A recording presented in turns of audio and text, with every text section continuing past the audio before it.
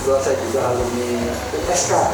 Saya USK saya lumayan ngeliin kakinya yang karena semakin bertemu orang-orang yang banyak kita ketawa dan bahagia. Saya berharap semoga yang kejadian ini banyak hikmah yang dari Allah. Jadi jangan berpikir negatif. Mungkin ada hikmah di balik itu. Semoga cepat sembuh. Sakit kita bisa bekerja lagi.